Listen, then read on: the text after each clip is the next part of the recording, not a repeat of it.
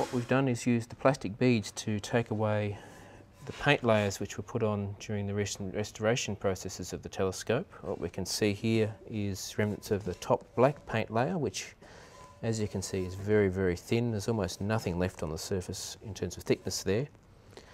And then we appear to have some sort of a red epoxy primer by the look of it, which can be quite effective at stopping corrosion on this sort of surface. So from that point of view, they've done a good job.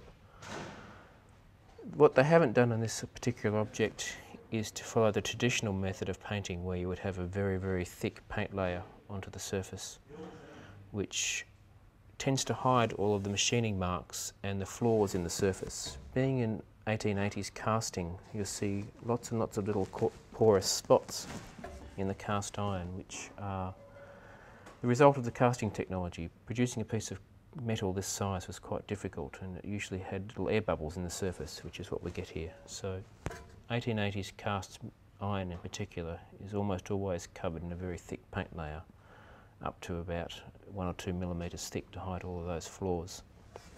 And what we can see on this paint layer is actually, through the paint, hints of the machining marks, but when we've come back to the remnants of the original surface, what we can see is little spot marks where the sandblasters hit and caused a great deal of damage, unfortunately. But underneath that damage we can actually see the original lines which were caused when this piece was machined, probably in an early steam engine powered lathe which was driven off a belt.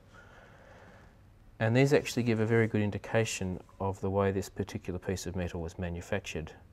What I can see here is a group of stop-start lines which are indicative of having to stop and start the machine to resharpen the tool, because they were using very primitive steel tools which would actually get blunt very, very quickly. So the person making this piece of metal would have to machine about that far, go away for 20 minutes, sharpen the tool again, and then come back and do another section and another section and another